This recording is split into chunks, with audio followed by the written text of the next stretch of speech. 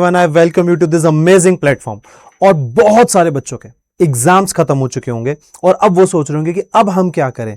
तो क्लास 8 से क्लास 9 का ट्रांजिशन इजी शायद नहीं होने वाला है, लेकिन एक चीज आपको जाननी है कि मुश्किल तो है, नामुमकिन नहीं है।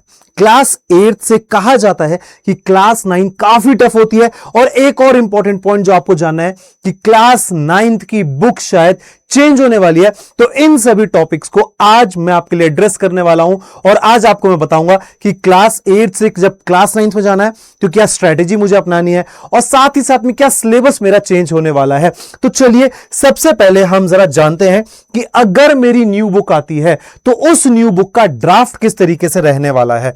तो सबसे पहली बात, हमारी जो न्यू बुक है अगर वो आएगी तो वो न्यू एनसीईआरटी गणिता प्रकाश के नाम से आएगी, क्योंकि 6th 7th 8th में जो बुक आई है वो गणिता प्रकाश के नाम से आई है। क्लास 7th में as well as class 8th में जो बुक आई है उसके मेरे पास दो पार्ट्स है, पार्ट 1 एंड पार्ट 2। सिमिलरली मेरे पास क्लास 9th में भी दो बुक्स आने के बहुत हाई चांस है। तो अभी आप लोग थोड़ा सा वेट करें, जो आपकी करंट बुक है उसको भी परचेज ना करें या फिर एक बार अपने स्कूल से जरूर बात कर लें। बट अगर मैं बात करता हूं ड्राफ्ट की, तो न्यू ड्राफ्ट में टोटल 15 चैप्टर्स रहने वाले हैं, वेयरएज पिछली बुक में मेरे पास टोटल 12 चैप्टर्स थे। तो इस बार हमने कुछ चैप्टर्स को ऐड किया गया है। पहले की अगर मैं देखता हूं तो ये मेरे चैप्टर्स थे, number system, polynomial, coordinate, linear equation, introduction to Euclid's geometry, lines and angles, triangles, quadrilaterals, circles, Heron's formula, surface area and volume and statistics. But अब जो आपकी न्यू बुक है उसमें मेरे पास सबसे पहले है कोऑर्डिनेट ज्योमेट्री। अब यहां पे ये मेरे पास कुछ टॉपिक्स हैं जिनको मैं यहां पे पढ़ने वाला हूं। फिर मैं नेक्स्ट चैप्टर देखता हूं इंट्रोडक्शन टू पॉलिनोमियल्स, नेक्स्ट मैं देखता हूं number system, introduction to Euclid's geometry और एक्सियम्स वगैरह, पोस्टुलेट्स वगैरह हैं। फिर लाइंस एंड एंगल्स, ये आपने अपनी छोटी क्लासेस में भी पढ़ा है। सीक्वेंसेस एंड प्रोग्रेशन, अब ये एक नया टॉपिक है, ठीक है। फिर मैं बात करता हूं ट्राइंगल्स की कॉन्ग्रुएंसी और थ्योरम। फिर हो गया मेंसुरेशन एरिया एंड पेरीमीटर। फिर आ गया एक्सप्लोरिंग अलजेब्रिक आइडेंटिटीज, पढ़ा हुआ है आपने पहले बट 9th के हिसाब से थोड़ा सा न्यू है। फिर आ गया मेरे पास क्वाड्रिलेटरल्स या फिर फोरगॉन्स के नाम से, सर्कल्स। नेक्स्ट मेरे पास है linear equation in 2 variables. Next है मेरे पास mensuration, surface area and volume. फिर है स्टैटिस्टिक्स। नेक्स्ट है मेरे पास इंट्रोडक्शन टू प्रोबेबिलिटी। तो ये वो सभी चैप्टर्स है जो आपके लिए एक तरीके से 9th में आने वाले हैं। अब जीपी अगर आपके प्रोग्रेशन में आता है, ये क्लास 11th में आपको कराया जाता है, तो ऑब्वियसली इसका बेसिक्स आपको कराया जाएगा क्लास 9th में। फिर AP and introduction to probability, ये भी आपको क्लास 10th में से लिए गए हैं। तो ये वो चैप्टर्स है जिन पे आपको थोड़ा सा एक्स्ट्रा फोकस करना पड़ेगा। वेयरएज अगर मैं पॉलिनोमियल्स को देखता हूं तो पॉलिनोमियल्स को भी दो पार्ट्स में डिवाइड कर दिया गया है, बेसिक्स ऑफ पॉलिनोमियल्स और एक्सप्लोरिंग अलजेब्रिक आइडेंटिटीज। पहले अलजेब्रिक आइडेंटिटीज क्लास 8th में हुआ करती थी, बट आइडेंटिटीज वाला पोर्शन उसमें से हटा दिया गया है। तो एक बार आप यहां पे देख सकते हैं इन सभी टॉपिक्स को कहां से उठाया गया है। नंबर सिस्टम क्लास 10th में से है, कोऑर्डिनेट ज्योमेट्री आपका है, यूक्लिड्स है ना, और फिर स्टैट्स वगैरह है। अब इसका एक इफेक्ट जो आने वाला है क्लास 9th का क्लास 10th के ऊपर, जब आप क्लास 10th पे पहुंचोगे, इससे भी अगले सेशन में क्लास 9th में क्लास 10th के बहुत सारे टॉपिक आपको कराए जा रहे हैं। मतलब अगर इस साल क्लास 9th की बुक चेंज होगी, नेक्स्ट ईयर क्लास 10th की बुक आपके लिए चेंज होने वाली है। तो इस चीज के लिए आपको प्रिपेयर्ड रहना है। मतलब क्लास 9th आपके लिए बहुत ज्यादा इंपॉर्टेंट रहने वाला है, क्योंकि वो आपके अगले साल क्लास 10th के ऊपर डायरेक्ट एक इफेक्ट डालने वाला है।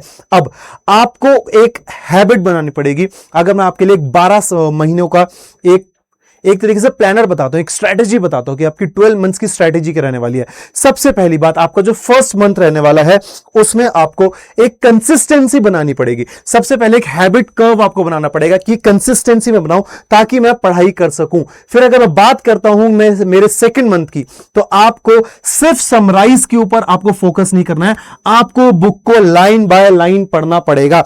एनसीईआरटी को बाइबल कहा जाता है आपके लिए, तो उसको लाइन बाय लाइन आपको पढ़ना पड़ेगा। नेक्स्ट है आपके लिए थर्ड मंथ, जिसमें आपको कंसेप्ट्स को समझना शुरू करना है, उसको रटना शुरू नहीं करना है। और मैथ्स को एज अ ओवरऑल आपको देखना पड़ेगा कि कौन कौन से टॉपिक्स हैं मेरे लिए, कौन कौन से टॉपिक्स काम आने वाले हैं, कौन कौन से टॉपिक्स मेरे को मुश्किल लगने वाले हैं। तो जो टॉपिक्स मेरे लिए इजी हैं और जो टॉपिक्स मेरे लिए मुश्किल हैं, मुश्किल टॉपिक्स के ऊपर उसी टाइम से स्टार्टिंग से मुझे एक्स्ट्रा एफर्ट डालना शुरू करना पड़ेगा। 4 मंथ्स में आपको अपना एक्सपैंड करना पड़ेगा। हम क्या, साइंस के न्यूमेरिकल्स लगाओ, मैथ्स के न्यूमेरिकल्स लगाओ, एसएसटी के नोट्स बनाना आप लोग शुरू कर दो, क्योंकि ये वो चीज है जो आप लोग नहीं करते हो और आप लोग इसका वेट करते हो कि मैं साल के एंड में ये काम करने वाला हूं, लेकिन नोट्स आपके कभी भी नहीं बनते। मैं 5th मंथ की बात करता हूं तो हर टॉपिक के ऊपर इस टाइम तक आपको एटलीस्ट 50 क्वेश्चंस मैथ्स में सॉल्व करना शुरू कर देना चाहिए। यहां तक ये चीज आपकी हो जानी चाहिए। और अपना आप लोग वीकली ऑडिटिंग करो कि कंसेप्ट मेरे क्लियर है कि नहीं, मैं 50+ क्वेश्चन सॉल्व कर पा रहा हूं कि नहीं कर पा रहा, और क्या क्या मेरा यहां पे मतलब क्या क्या कमियां मुझे फेस करनी पड़ रही हैं, क्या क्या टॉपिक मुझे यहां पे मुश्किल लग रहे हैं। तो उस हिसाब से आप लोग करोगे। फिर आपको जो इंपॉर्टेंट काम करना है वो है खुद की टेस्टिंग वगैरह करना है।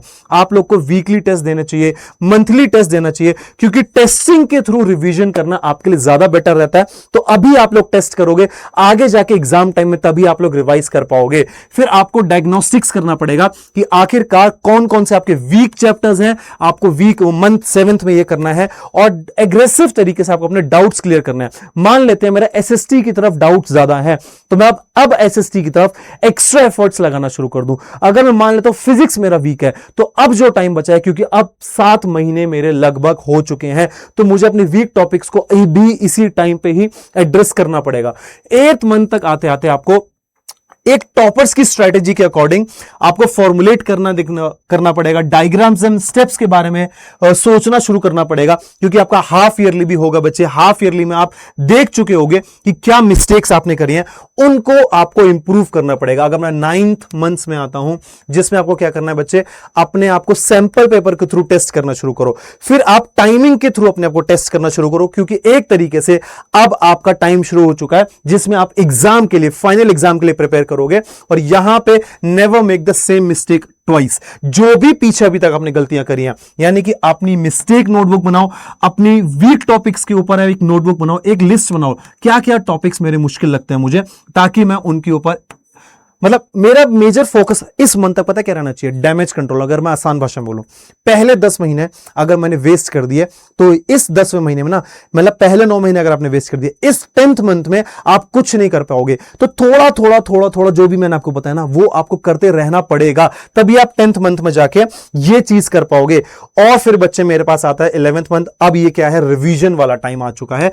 खुद को हर जगह से बंद कर लो, है ना, अपनी फॉर्मूला शीट्स बना लो, चीजें रिव्यू करना शुरू कर दो, एक रूम में बंद करके खुद को पढ़ना शुरू कर दो। बस सिर्फ आपको यह काम करना है। और लास्ट में है बच्चे आपके लिए फाइनल, जब आप एग्जाम में जाओगे, यहां पे कोई भी नया टॉपिक आपको स्टार्ट नहीं करना है, सिर्फ रिवाइज करना है। और जो वीक टॉपिक्स थे उनको बार बार रिवाइज करना है, ताकि 10th में जब आप पहुंचो आपको रियलाइज हो कि 9th अब मैं बहुत अच्छे से कंप्लीट कर चुका हूं, क्योंकि 9th के टॉपिक्स अब आपके 10th के टॉपिक्स में बहुत ज्यादा काम देने वाले हैं। तो जैसा कि इस वीडियो का टाइटल था, क्लास 9th आपकी 2x हार्डर रहने वाली है क्लास 8 से, क्या सही में? मे बी यस, बट वो इंपॉसिबल नहीं है। और अगर वो इंपॉसिबल नहीं है तो आपके लिए वो काम करना थोड़ा सा पॉसिबल जरूर है। बस स्ट्रेटेजी आपको स्टार्टिंग से ही फॉलो करनी है। अभी से सीरियस हो जाओ।